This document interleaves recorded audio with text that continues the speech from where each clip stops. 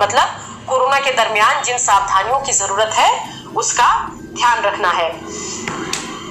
देखिए, आज बड़ी संख्या में दर्शक हमारे साथ बिहार एसटीईटी की बहाली को लेकर भी अपनी बात रख रहे हैं। देखिए, हमारे इन दर्शकों को समझना होगा कि बिहार एसटीईटी की बहाली तो बड़ा मुद्दा है, लेकिन अगर एक दिन में 27 लोगों की सिर्फ बिहार झारखंड में जान चली जाए, पूरे देश में तकरीबन 904 लोगों की पिछले 24 घंटे में मौत हो जाए, तो फिर कोरोना संक्रमण पर बात करना ज्यादा जरूरी हो जाता है। इसका ये मतलब नहीं है कि हम बिहार एसटीईटी या प्राथमिक शिक्षकों की बहाली के मुद्दे को भूल गए हैं। हम बस इंतजार कर रहे हैं कि एक बार कोरोना कंट्रोल में आए, फिर हम शिक्षकों की बहाली के मुद्दे पर भी बातचीत करेंगे। फिर चाहे बिहार एसटीईटी के तहत बहाली का मामला हो, फिजिकल एजुकेशन टीचर की बहाली का मामला हो, या फिर 94,000 प्राथमिक शिक्षकों की बहाली का ही मामला क्यों ना हो। अच्छी बात है, आप कमेंट कीजिए, कमेंट करके हमें रिकॉल कराते रहिए, लेकिन आप ये भरोसा जरूर रखिए कि हमारे जहन में आपकी मांग जो है लगातार घूमती रहती है। हमें ख्याल है कि हमारे कई दर्शक ऐसे हैं जिनकी संख्या लाखों में है, जो चाहते हैं कि बिहार एसटीईटी के तहत बहाली हो जाए, जो चाहते हैं कि प्राथमिक शिक्षकों की बहाली हो जाए, जो चाहते हैं कि फिजिकल एजुकेशन की टीचर की जो बहाली है वो हो जाए। तो आपकी मांग हमारे जहन में है, और जैसे ही कोरोना संक्रमण का मामला ठंडा पड़ेगा, जैसे ही कोरोना फिर से कंट्रोल में आएगा, हम आपके मुद्दे पर भी बात करेंगे। लेकिन अभी जिस तरीके से कोरोना तेज रफ्तार से बढ़ रहा है, उसमें ये जरूरी हो जाता है कि हम कोरोना के मसले पर बातचीत, बिहार एसटीईटी की बहाली पर बातचीत करें। कई दर्शकों के कमेंट आए हैं एसटीईटी के बहाली को लेकर, और एक बार फिर से केशव झा के साथ ही हम अपने सभी दर्शकों को बताना चाहते हैं कि बिहार एसटीईटी की बहाली पर हमारी नजरें टिकी हैं। अभी पिछले एक दिन में बिहार झारखंड में 27 लोगों की कोरोना से मौत हुई है, और देश में 900 से ज्यादा लोगों की कोरोना से मौत हुई है। ऐसे में हमें अभी सबसे ज्यादा अपने दर्शकों को कोरोना संक्रमण के बारे में जो है अवेयर करने पर ध्यान देना होगा, और जैसे ही फिर से कोरोना की रफ्तार पर ब्रेक लगेगा, फिर हम एक बार पुरजोर तरीके से बिहार एसटीईटी में बहाली के मुद्दे को उठाएंगे। आप भरोसा रखिए बिहार तक की टीम पर, वो समझती है, जानती है कि आप बहाली का इंतजार कर रहे हैं, और ऐसे में हमारी जिम्मेदारी बनती है कि हम कुछ कुछ समय पर आपकी बातों को सरकार के नुमाइंदों के पास रखते रहें, उनसे जवाब तलब करते रहें, ताकि आपकी बहाली की प्रक्रिया जो है वो आगे बढ़ सके।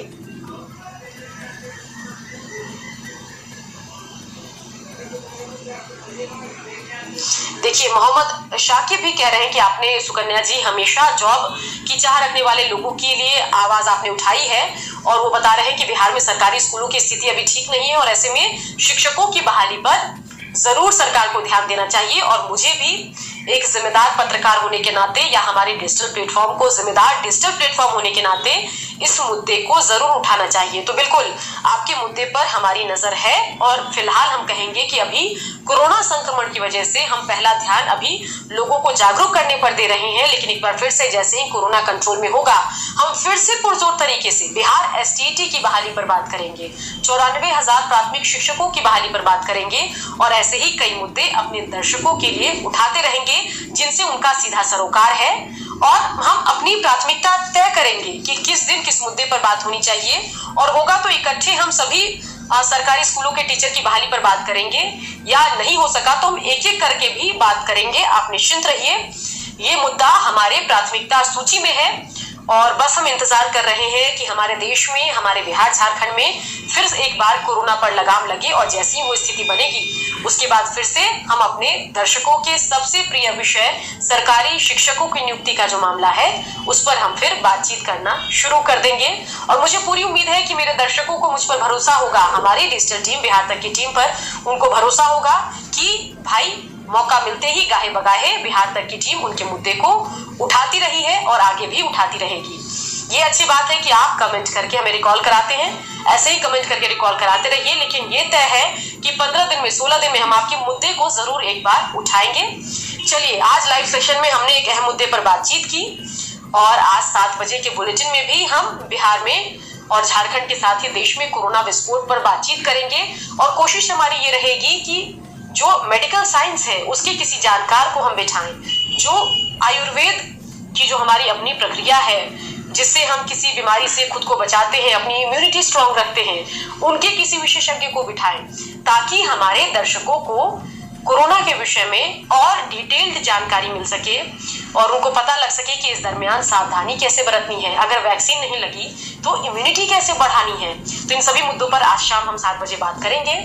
और मेरे इस लाइव सेशन में जुड़ने के लिए मेरे सभी दर्शकों का बेहद शुक्रिया। ऐसे ही जुड़ते रहिए, अपनी बात हैं। हम बस इंतजार कर रहे हैं कि एक बार कोरोना कंट्रोल में आए, फिर हम शिक्षकों की बहाली के मुद्दे पर भी बातचीत करेंगे। फिर चाहे बिहार एसटीईटी के तहत बहाली का मामला हो, फिजिकल एजुकेशन टीचर की बहाली का मामला हो, या फिर 94,000 प्राथमिक शिक्षकों की बहाली का ही मामला क्यों ना हो। अच्छी बात है, आप कमेंट कीजिए, कमेंट करके हमें रिकॉल कराते रहिए, लेकिन आप ये भरोसा जरूर रखिए कि हमारे जहन में आपकी मांग जो है लगातार घूमती रहती है। हमें ख्याल है कि हमारे कई दर्शक ऐसे हैं जिनकी संख्या लाखों में है, जो चाहते हैं कि बिहार एसटीईटी के तहत बहाली हो जाए, जो चाहते हैं कि प्राथमिक शिक्षकों की बहाली हो जाए, जो चाहते हैं कि फिजिकल एजुकेशन की टीचर की जो बहाली है वो हो जाए। तो आपकी मांग हमारे जहन में है और जैसे ही कोरोना संक्रमण का मामला ठंडा पड़ेगा, जैसे ही कोरोना फिर से कंट्रोल में आएगा, हम आपके मुद्दे पर भी बात करेंगे। लेकिन अभी जिस तरीके से कोरोना तेज रफ्तार से बढ़ रहा है,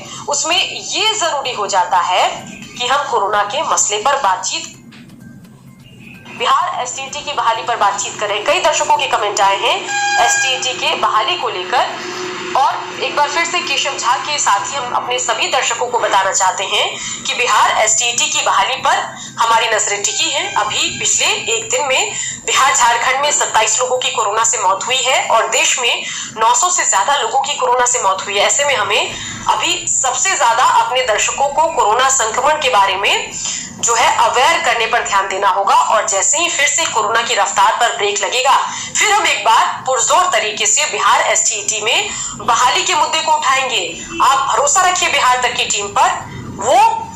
समझती है, जानती है कि आप बहाली का इंतजार कर रहे हैं और ऐसे में हमारी जिम्मेदारी बनती है कि हम कुछ समय पर आपकी बातों को सरकार के नुमाइंदों के पास रखते रहें, उनसे जवाब तलब करते रहें, ताकि आपकी बहाली की प्रक्रिया जो है वो आगे बढ़ सके।